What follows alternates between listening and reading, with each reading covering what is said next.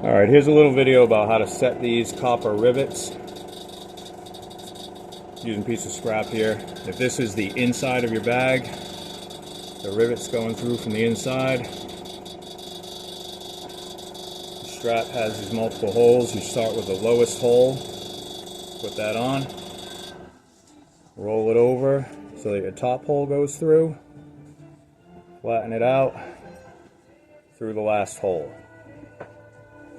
That's what you're going to look like. Take the little copper ring. We have a setter that's basically just a pipe with a hole drilled in it. Any small socket will do. Put it on there.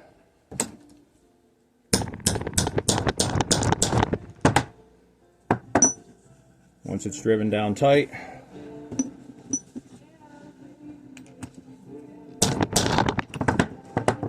yeah. Sometimes if you see that happen and it pops up, push it down. Use a pair of side cutters. Give it a little nick right here.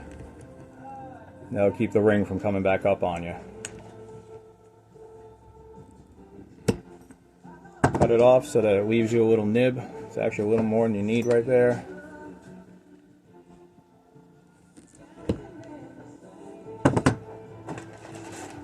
And we use a hand setter to drive her down.